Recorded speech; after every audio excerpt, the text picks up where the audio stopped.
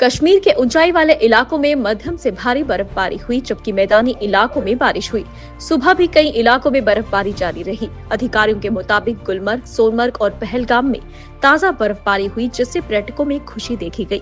बांडीपुरा में राजस्थान टॉप और गुरेज, उत्तरी कश्मीर के कुपवाड़ा जिले में साधना टॉप, हंदवाड़ा और कुपवाड़ा और शोपियां में मुगल रोड पर भी ताजा बर्फबारी हुई। बर्फबारी वाले अन्य ऊंचाई वाले इलाकों में जोजिला दर्रा, सिंथन टॉप और अमरनाथ गुफा शामिल है। बर्फ जमा होने के कारण श्रीनगर लेह राजमार्ग समेत ऊंचाई वाले इलाकों में कई अंतर जिला सड़कें बंद कर दी गयी। हालांकि अधिकारियों के मुताबिक श्रीनगर जम्मू राष्ट्रीय राजमार्ग यातायात के लिए खुला है। उन्होंने बताया कि श्रीनगर समेत घाटी के मैदानी इलाकों में रुक रुक कर बारिश हुई। मौसम विभाग ने कहा कि शुक्रवार दोपहर तक ज्यादातर जगहों पर हल्की से मध्यम बारिश या बर्फबारी हो सकती है, जबकि कुछ जगहों पर भारी बारिश हो सकती है। इसके बाद मौसम में सुधार होने की संभावना है। सुरक्षा बलों ने राजौरी जिले के सुंदरबनी सेक्टर में लाइन ऑफ कंट्रोल के पास नए इलाकों में घेराबंदी और तलाशी अभियान बढ़ाया है, ताकि पिछले दिन सेना के वाहन पर गोलीबारी करने वाले आतंकवादियों को खदेड़ सके। अधिकारियों ने बताया कि कठुआ जिले के हीरानगर सेक्टर में लाइन ऑफ कंट्रोल के पास दयालचक में भी एक ताजा अभियान शुरू किया गया, जबकि सुरक्षा बलों ने एक संदिग्ध फ्रीक्वेंसी वायरलेस सेट को रोका। बुधवार को सुंदरबनी सेक्टर के फाल गांव के पास एक जंगल में छिपे संदिग्ध आतंकवादियों ने सेना के एक वाहन पर गोलीबारी की, जिसके बाद सेना और पुलिस ने बड़े पैमाने पर तलाशी अभियान चलाया। अधिकारियों ने बताया कि तलाशी अभियान जारी है और छिपे हुए आतंकवादियों को खदेड़ने के लिए आज सुबह इसे नए इलाकों तक बढ़ा दिया गया। उन्होंने कहा कि अभी तक आतंकवादियों से कोई संपर्क नहीं हो पाया है। उन्होंने कहा कि सुरक्षा बल घने जंगलों में आतंकवादियों की तलाश के लिए नवीनतम तकनीक, ड्रोन और खोजी कुत्तों का इस्तेमाल कर रहे हैं। हुर्रियत कॉन्फ्रेंस के अध्यक्ष मीरवाइज उमर फारूक के ससुर गुलाम सिब्तैन मसूदी का बुधवार रात यहां निधन हो गया। वे 80 वर्ष के थे। फारूक के कार्यालय की ओर से जारी एक बयान में कहा गया कि मसूदी का लंबी बीमारी के बाद कल देर रात निधन हो गया।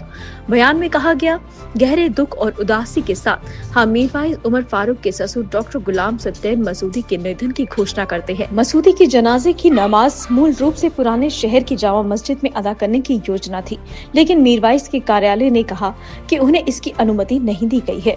पेशे से डॉक्टर मसूदी 1974 में अमेरिका में आगे की पढ़ाई के लिए कश्मीर से चले गए थे और 28 साल बाद वापस लौटे।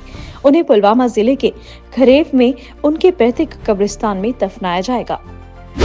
जम्मू कश्मीर लेजिस्लेटिव असेंबली के स्पीकर अब्दुल रहीम राठौर ने जम्मू में आगामी लेजिस्लेटिव असेंबली के संबंध में एक सर्वदलीय बैठक की अध्यक्षता की, जो 3 मार्च 2025 को शुरू हो रहा है। उपराज्यपाल मनोज सिन्हा जम्मू में अपने पहले सत्र में सदन को संबोधित करेंगे और मुख्यमंत्री उमर अब्दुल्ला 7 मार्च 2025 को जम्मू कश्मीर केंद्र शासित प्रदेश का पहला बजट पेश करेंगे। गौरतलब है कि अक्टूबर 2024 में मुख्यमंत्री उमर अब्दुल्ला द्वारा अपने 5 कैबिनेट सहयोगियों के साथ शपथ लेने के बाद पहली बार सदन जम्मू में इकट्ठा होने जा रहे हैं। इससे पहले नवंबर 2024 के महीने में श्रीनगर में 4 दिनों का एक छोटा सत्र आयोजित किया गया था। बांडीपुरा जिले के शोक बाबा एरिन के निवासियों को रमजान के पवित्र महीने से ठीक पहले पानी की गंभीर समस्या का सामना करना पड़ रहा है, क्योंकि इलाके में पानी की आपूर्ति पूरी तरह से बंद कर दी गई है। स्थानीय लोगों के अनुसार जल जीवन मिशन योजना के कार्यान्वयन और एक नई जल आपूर्ति लाइन की स्थापना के बाद बिना किसी पूर्व सूचना के उनकी पुरानी पाइपलाइनों को काट दिया गया। उनका दावा है कि उन्हें पहले योजना के तहत समझौते करने और सभी लंबित बकाये चुकाने के लिए कहा गया है। उसके बाद ही पानी की आपूर्ति बहाल की जाएगी। निवासियों ने इस कदम पर कड़ी नाराजगी व्यक्त करते हुए कहा कि अगर उनकी पानी की आपूर्ति काटनी थी तो उन्हें नई आवश्यकताओं का पालन करने के लिए उचित समय सीमा दी जानी चाहिए थी। उन्होंने आगे आरोप लगाया कि जल जीवन मिशन योजना अभी पूरी तरह से चालू नहीं हुई है। इसका निष्पादन संयंत्र अभी भी अधूरा है, फिर भी उनसे शुल्क का भुगतान करने के लिए कहा जा रहा है। उन्होंने बांडीपुरा के डिप्टी कमिश्नर से तुरंत हस्तक्षेप करने और आगे की कठिनाइयों को रोकने के लिए पानी की आपूर्ति बहाल करने का आग्रह किया, खासकर रमजान के आगामी महीने के दौरान। आज जम्मू में पब्लिक हेल्थ इंजीनियरिंग डिपार्टमेंट में कार्यरत डेली वेजर्स ने अपनी सेवाओं के नियमितीकरण और लंबे समय से लंबित वेतन जारी करने की मांग को लेकर लंबा विरोध प्रदर्शन किया। डेली वेजर्स ने जम्मू में बीसी रोड पर जल शक्ति विभाग के चीफ इंजीनियर के कार्यालय के बाहर आंदोलन किया। लगभग 690 दिनों से जारी ये विरोध प्रदर्शन इन कर्मचारियों के बीच गहरी निराशा को दर्शाता है। वे स्थायी रोजगार की स्थिति की मांग कर रहे हैं, जिससे उन्हें नौकरी की सुरक्षा और नियमित वेतन और सामाजिक सुरक्षा योजनाओं जैसे लाभों तक पहुँच मिल सके। इसके अलावा कर्मचारी अपने वेतन की तत्काल रिहाई के लिए भी दबाव बना रहे हैं, जो लंबे समय से लंबित है।